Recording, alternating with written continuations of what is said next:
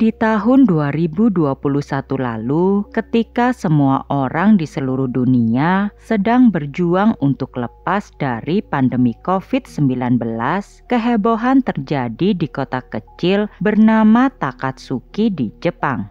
Kota yang letaknya di bagian utara, prefektur Osaka ini memang dikenal dengan alamnya yang indah serta masyarakatnya yang ramah.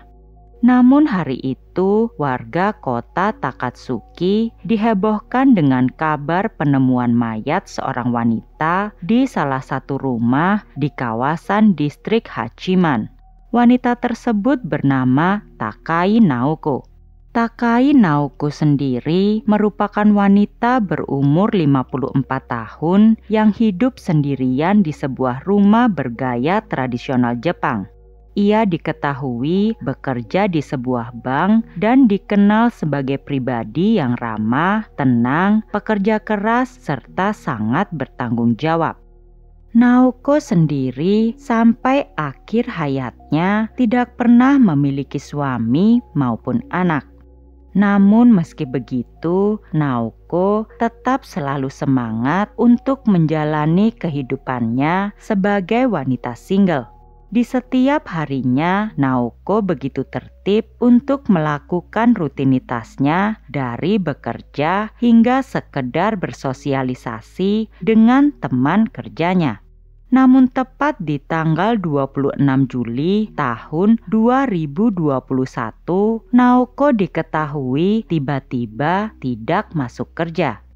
Mengingat Naoko yang selama ini selalu datang tepat waktu dan tidak pernah absen untuk bekerja, membuat rekan-rekannya mulai merasa cemas. Untuk informasi, hari itu merupakan hari pertama masuk kerja setelah libur awal Olimpiade Tokyo yang berlangsung dari tanggal 22 hingga 25 Juli. Biasanya Naoko adalah orang pertama yang datang ke kantor. Namun kali ini ia tidak muncul sama sekali. Seperti diketahui, Naoko adalah orang yang tertib waktu. Ia tak pernah absen tanpa pemberitahuan terlebih dahulu. Oleh karena itu, rekan-rekan kerja Naoko pun mencoba menghubungi nomor ponselnya. Namun tidak ada jawaban. Setelah beberapa kali percobaan panggilan telepon mereka tetap tidak dijawab oleh Naoko, maka dari itu pihak perusahaan pun mencoba menghubungi saudara Naoko. Kebetulan memang saudara Naoko dipercaya memegang kunci cadangan rumah jika terjadi keadaan darurat seperti sekarang ini.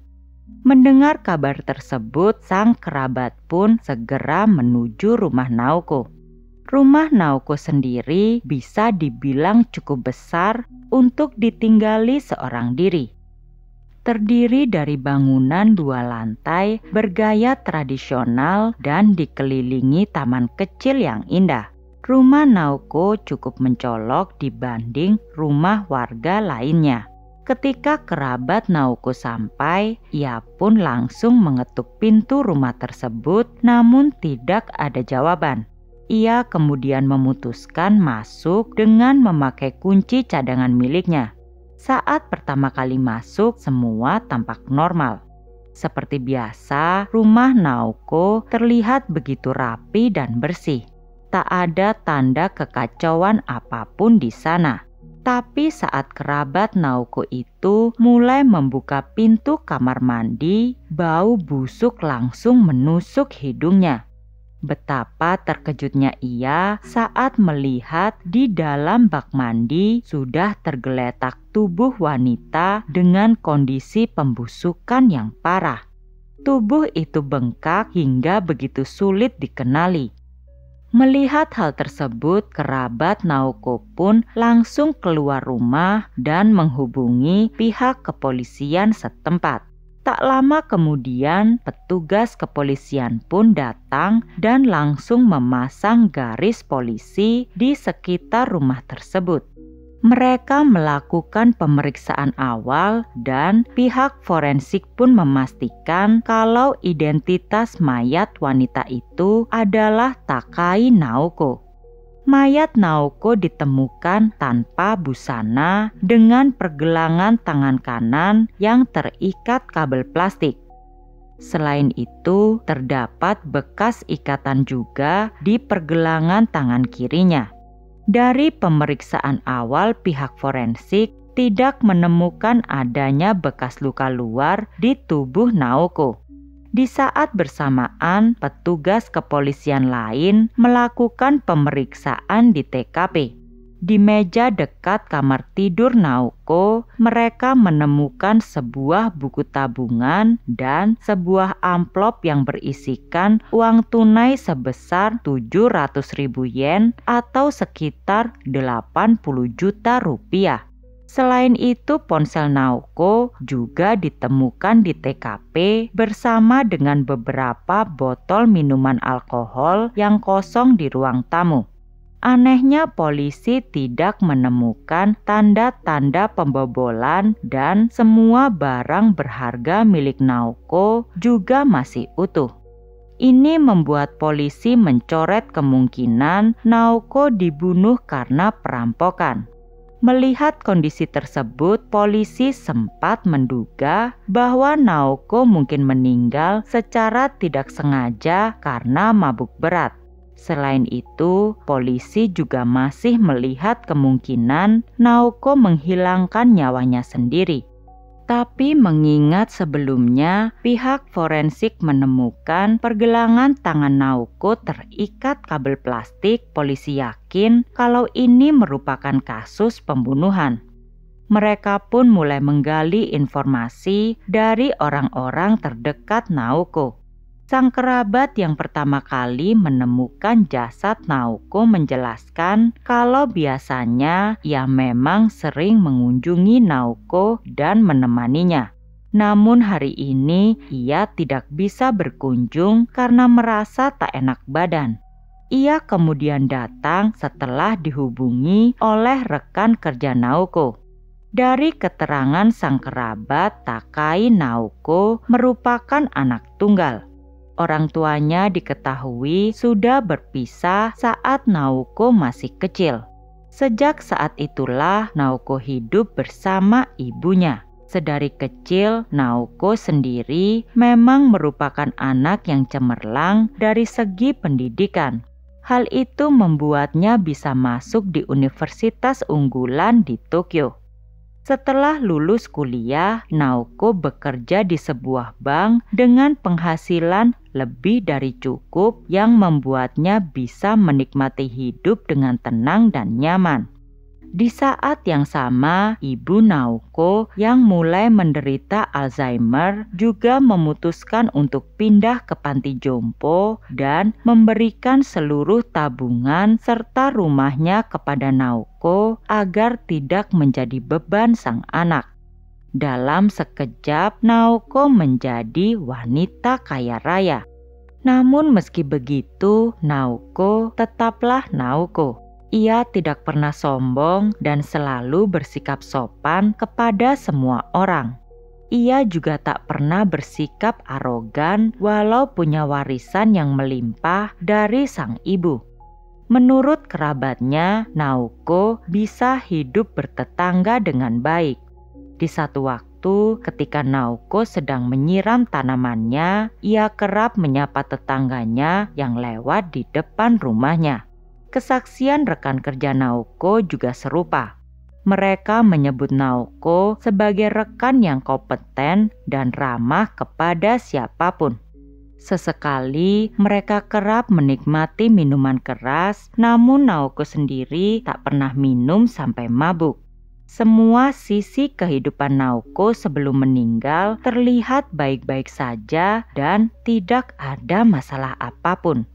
Setelah menggali informasi dari orang-orang terdekat, kini polisi mulai memeriksa kamera CCTV yang berada di sekitar rumah Naoko.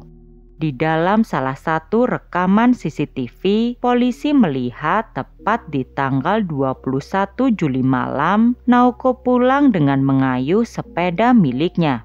Dan itulah terakhir kali Naoko terlihat. Kasus kematian Naoko ini sempat menyulitkan pihak kepolisian karena kondisi tubuhnya yang sudah begitu busuk. Menurut pihak forensik, karena jasad Naoko telah terendam air cukup lama dan cuaca saat itu sangat panas, mereka memerlukan waktu 7 bulan untuk menyelesaikan proses otopsi secara menyeluruh. Laporan hasil forensik menyebutkan kalau penyebab kematian Naoko adalah kehabisan nafas karena tenggelam. Selain itu, pihak forensik juga menemukan luka benda tumpul di bagian dahi, serta mereka tidak menemukan jejak alkohol di dalam tubuh Naoko. Hasil itu tentu bertolak belakang dengan bukti botol minuman kosong yang sebelumnya ditemukan polisi di ruang tamu rumah Naoko. Selama proses otopsi dilakukan, sebenarnya polisi sudah mengantongi satu nama orang yang mungkin ada sangkut pautnya dengan kematian Naoko. Ia adalah seorang pria yang bernama Rin, 28 tahun. Diketahui secara hukum, Rin ternyata telah menjadi anak angkat Naoko sejak bulan Februari tahun 2021. Atau lebih tepatnya 5 bulan sebelum peristiwa naas itu terjadi. Ia bahkan sudah mengganti namanya menjadi Takai Rin setelah proses adopsi selesai. Semua orang terdekat Naoko, polisi, serta media pun langsung menyoroti hubungan keduanya. Apa sebenarnya motif Rin sampai akhirnya ia mau untuk diadopsi oleh Naoko?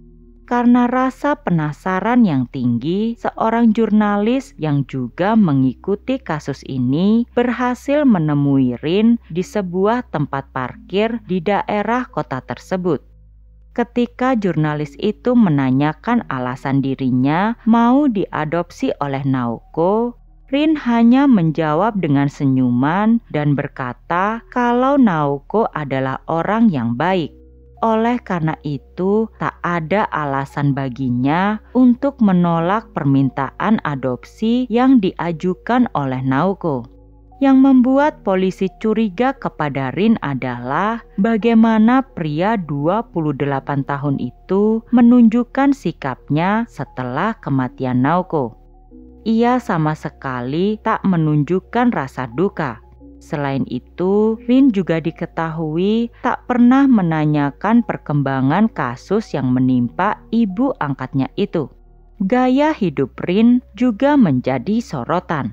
Ia kerap memposting barang-barang mewah di sosial media miliknya. Padahal diketahui penghasilannya tak akan cukup untuk menopang gaya hidup tersebut. Setelah kematian Naoko, Rin diketahui mewarisi rumah, tabungan, dan mencairkan polis asuransi jiwa dengan total mencapai 150 juta yen atau sekitar 17 miliar rupiah. Mengetahui hal ini, polisi pun menyelidiki siapa Rin sebenarnya. Rin sendiri lahir di prefektur Hyogo dan merupakan seorang atlet football di masa sekolahnya. Setelah lulus SMA, Rin diketahui kuliah di jurusan perdagangan dan aktif dalam banyak kegiatan kampusnya.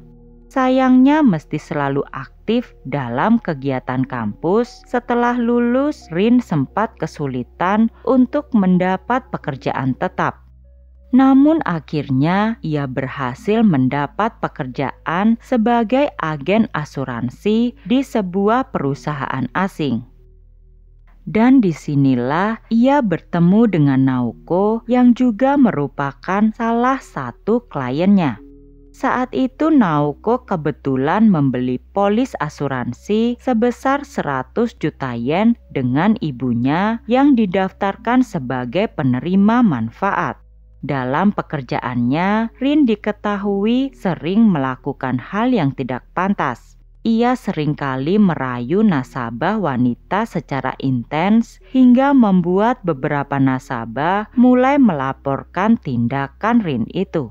Selain itu, Rin juga dituduh telah melakukan manipulasi terhadap data produk, menyembunyikan status pernikahannya, serta menggunakan pendekatan romantis untuk menarik nasabah perempuan.